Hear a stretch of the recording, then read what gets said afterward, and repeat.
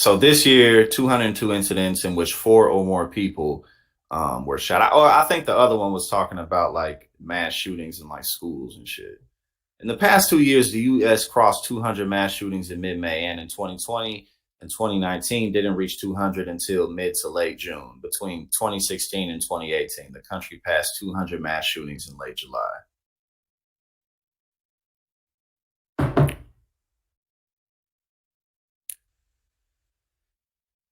And then another four mass shooting incidents were recorded this past Sunday in California, Missouri, New Jersey, and Maryland. I didn't even know what happened here.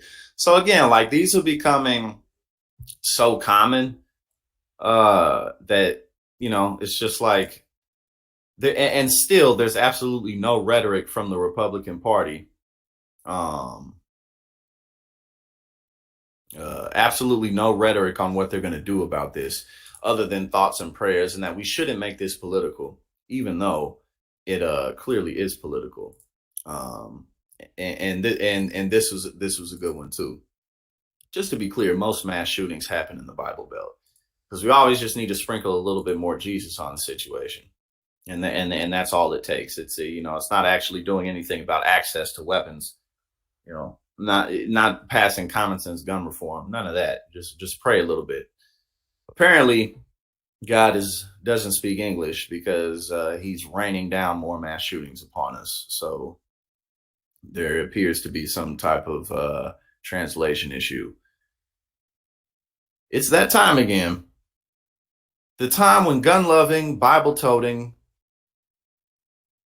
God-bothering Christians start explaining to the rest of us that the real reason these people are going on killing sprees is because of godlessness. Here's a quote. You and I both agree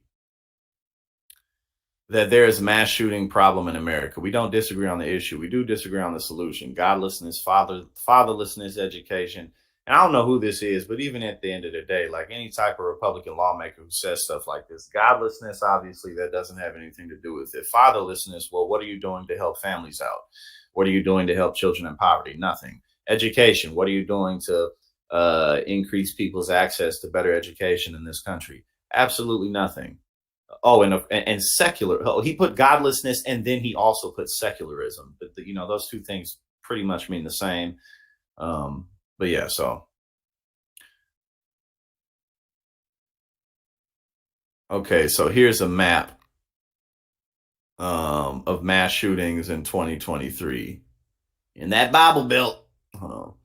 The curious thing here is that the vast majority of mass shootings in the United States actually happen in the Bible Belt, the part of the country with the highest concentration of Bible-believing Christians.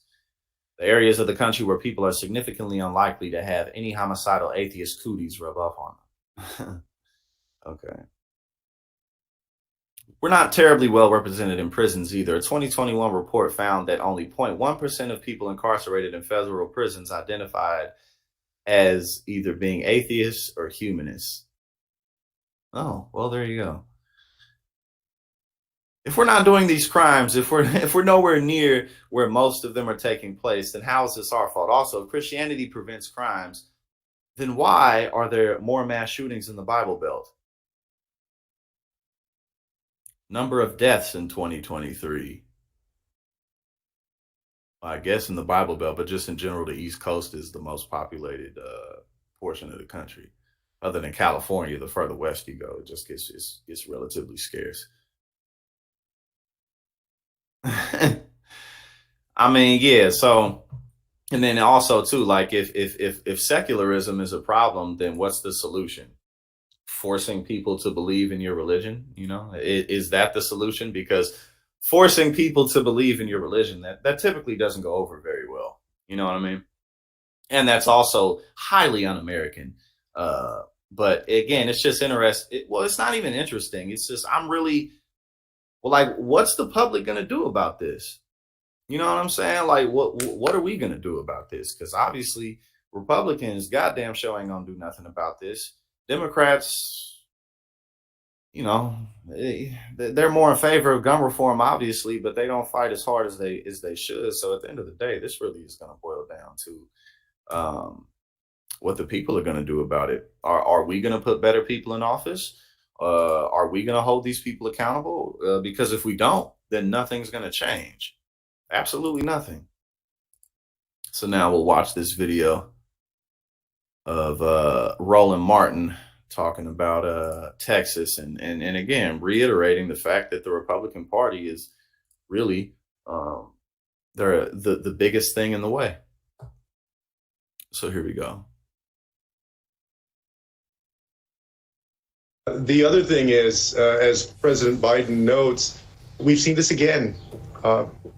This happens everywhere in our country all the time, and especially in states like my home state and Roland's home state of Texas, where Republicans have created a climate of problem solving by bullet and the availability of guns to anyone, anywhere, anytime. They've made it easier and easier and easier, and they refuse to do anything about actually solving the problem. They said they were going to do something about 4 years ago after the massacre in El Paso at that Walmart. They put together a sort of show commission that didn't recommend anything significant, and then the legislature didn't do anything about it. Same thing this legislative session. There's legislation on the table to actually require that somebody be at least 21 years old to purchase one of these assault-style weapons, and it is languishing right now in committee. Republicans won't do anything about it. Roland, you would think after a mass shooting like this, lawmakers in the state where it happened would take stock and work on policy changes, to the secretary's point, to prevent it from happening again. But that's not what happens in Texas. No. What do we do here? How do we break this cycle? I mean, it's not like every 2 weeks, my friend. It's like every other day we're having these stories now about mass shootings. The only way to change any of this is to completely wipe out the Republican Party. Somebody has to say it.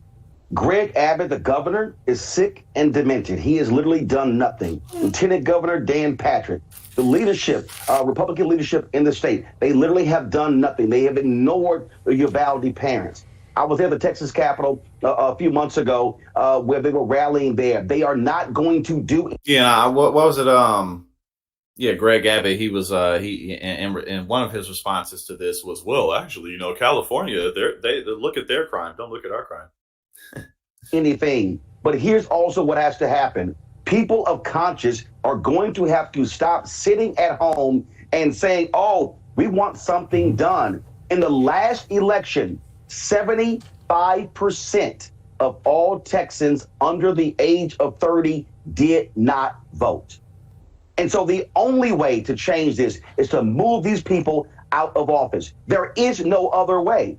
And so, yes, we've seen what they've done when it comes to voter suppression. They want to remove voting locations from college campuses. But the way to counter this, you have to take these people out of office and put in people who are going to pass the laws. That is the only way, because it is clear they are not going to change the laws because they are so in love with guns and so in love with the Second Amendment crowd, they do not care to see bodies piled up on the sidewalk. Change.